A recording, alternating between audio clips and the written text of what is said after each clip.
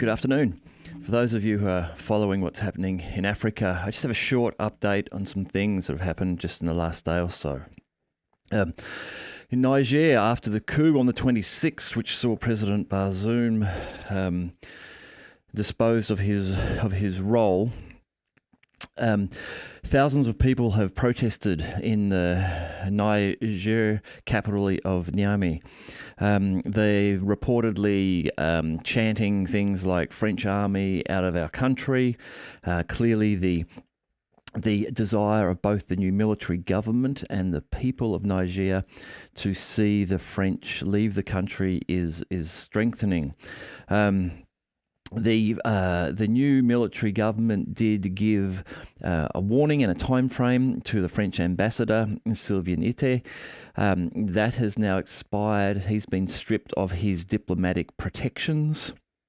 And there are reports that at these protests, leaders of the new military government were in attendance here. So getting out there with the crowds to see their support and to grow their support.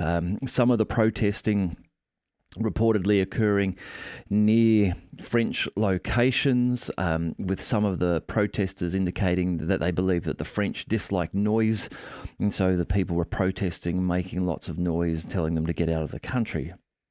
The new military government has accused Paris of blatant interference by backing the country's ousted President Bazoum.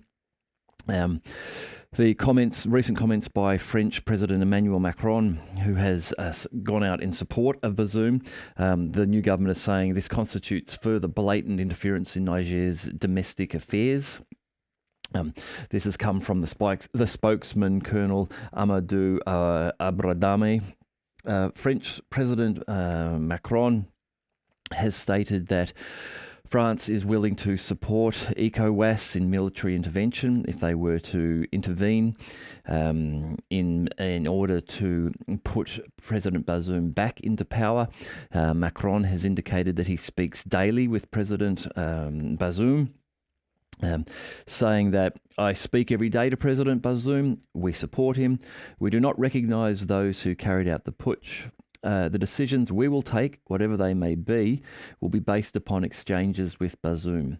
So in this case, the French effectively attempting to ignore the new military leaders of Niger. Those leaders have, of course, suspended export of gold and uranium to France. And as I've talked about before, that uranium is vitally important to France, particularly as France heads into a winter. France is the nation on Earth which produces the most of its electricity from nuclear power generation. Approximately 70% of French energy, electricity that is produced via nuclear production, domestic production within France. And of that 70% of electricity production, that is fueled by uranium, and of the raw uranium that France imports, its second largest supplier is Niger. Niger provides about 20% of France's raw uranium. Kazakhstan and Uzbekistan are the first and third largest suppliers at 27% and 19% each. So collectively, it's about 70% of the uranium that France uses comes either from Niger or from Uzbekistan and Kazakhstan. Now, both Uzbekistan and Kazakhstan, their transportation of raw uranium is actually under Russian Federation control. So while France is engaging in this proxy war with Russia via Ukraine, the Russians continue to control 45% or thereabouts of the raw uranium which goes to France. And so at any stage, in theory, they could stop that. Hence, you understand why this Nigerian uranium, which France receives at a very cheap rate, is very important to them, and why Macron has decided to take an aggressive stance instead of giving some authenticity to the new military regime and communicating with them and talking about negotiating a price and continuing to get access to this uranium. Instead, they've put the foot down and are saying they will support military action. And are looking to ignore the new government. So clearly the French here are expecting that the military will be knocked out by ECOWAS military support, and they will then be able to restart their normal contractual agreements with President Bazoum back in power. Clearly the Nigerian people do not feel this way themselves, it seems. So I think we are probably headed towards some sort of military conflict in Niger. Now, just moving on to Gabon, where in Gabon we've had a coup where President Ali Bongo was disposed after just winning his third term in an election where he allegedly received 64% of the vote. The military declared that the elections were not fit and fair and have hence overthrown him and have assumed control. Ali Bongo and his father have been in control of Gabon since 1967. His father was the president from 1967, just 7 years after Gabon received its independence or achieved its independence from France, until 2009. And at the time of his death in 2009, Ali, his son, became the new president and has held that position until just this month. The military leadership have stated that they are concerned with preserving the respect for rule of law, good relations with their neighbours and all states of the world, and wanted to keep international commitments after reopening the borders. For the last 3 days, the Gabon borders have been closed while things stabilise, quite possibly in an attempt to ensure that military forces from other nations don't enter. However, the borders of Gabon have reopened, and the statements being given by the army spokesman is that is because they wish to continue their operations. The coup is somewhat different, this one in Gabon, to the one in Niger. I'll get to that in a moment. The leader of the coup said on Friday, this is Brice Oligui Nguema, said that he wanted to avoid rushing into elections that repeat past mistakes. In a televised address on Friday evening, he said they would quickly but surely proceed to elections, but they would avoid elections that repeat the same mistakes by keeping the same people in power. Note that point. Going as quickly as possible does not mean organising ad hoc elections where we will end up with the same errors. Nguema has pledged to return to democracy, but has not yet provided a deadline as to when that will happen. And he has added that the state's institutions would be made more democratic and that their suspension was only temporary. Now, interestingly, some comments from the opposition leader in Gabon. The main opposition leader has claimed that things have not changed much. Albert Ondo Ossa described the coup as a family affair and a palace revolution aimed at keeping them in power. So in this case, a palace revolution being where within the palace there is a revolution, not that the palace has really been overthrown. And the reason he's saying this is because Oligui Nguema is Ali Bongo's cousin. The Bongos have decided, and this is quoting Albert Ondo Ossa, the opposition leader, the Bongos have decided to put Ali Bongo aside and continue their system in placing a Bongo CEO in the system. He said, and they have put forward Oligui Nguema. In this way, the Bongo system continues. Behind Oligui Nguema, there is no need to look far.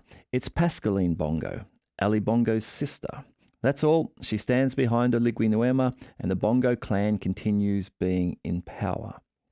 Now, I'm not privy to the real machinations of what is happening behind the scenes there, what the relationship is like between Brice Nguema and Ali Bongo, but close family ties like that may indicate that what the opposition leader is saying here is correct, in that this is a palace revolution and not a real revolution by another party or the people overthrowing the leadership. And this is why I was mentioning this is a somewhat different coup to the one in Niger. In Niger, the coup appears to really be an attempt to overthrow the Western government by the military and by the people, more so. Here, perhaps it is some sort of an internal dispute and revolution, which may keep the Bongo family still in power. Certainly, the Western approach and position to Gabon seems to be far less aggressive than it is to Niger. Admittedly, Gabon has not throttled uranium supplies to France as Niger has. Just one last thing then, just on Africa, this is in Nigeria now. So the Nigerian Labour Congress, like the head of like a large trade union, are announcing strikes next week. Now, this will impact in all sectors, but particularly the oil sector, after talks with the government have been unsatisfactory. The talks were around negotiating living wage costs and higher wages. So this is a problem that nations get into, particularly ones we can see in African nations where the wealth has been stripped from the nations for so long. Resource-rich country, heavy, big oil industry, but the wealth doesn't go to the general population. There's not a real growing middle class, and the working class aren't receiving a great deal from this. So in this case, you end up with wage increase demands, and striking if they're not met. If the wage increases are granted, then that causes problems for smaller businesses. So if you have not read or listened to any of Thomas Sowell, famous American economist, brilliant man, he explains very clearly why things like minimum wages can be problematic and you get unexpected consequences. And in one of these cases, an example is that if a small business is able to hire 2 people to work for them, at $15 an hour each, just choosing a number. So the business can afford to pay a total of $30 an hour in wages. They can hire 2 people. If the minimum wage is raised to $20 per hour, then that business can no longer hire 2 people. And the business can now afford to hire 1 person at $20 an hour. The remaining $10 may be utilized as profit, may sit unutilized, may do something else, but it's not employing a second person. And so this is one of the problems that Nigeria needs to find a way around, is how to enable people to be employed, to gain work, to gain income, without then throttling a lot of their smaller business, because they want that smaller business to grow and burgeon. That smaller private industry is what will really make an economy grow. They want to move away from large state-controlled industries, which are by their nature inefficient. Thank you, Tick, for teaching me that. All right, that's it for the Africa update for today. Look, I really hope you're enjoying these reports. I'm looking at putting out another sort of thread of these on China. I think things are going to happen. I think the war between the US and China is becoming inevitable. And so I want to talk a little bit about that, maybe later today, maybe sometime this week. For those of you who are celebrating Father's Day today, happy Father's Day. I hope you're having a good day and enjoying it with your kids. I'm going to go and spend some time with my kids now. And I look forward to speaking to you again soon.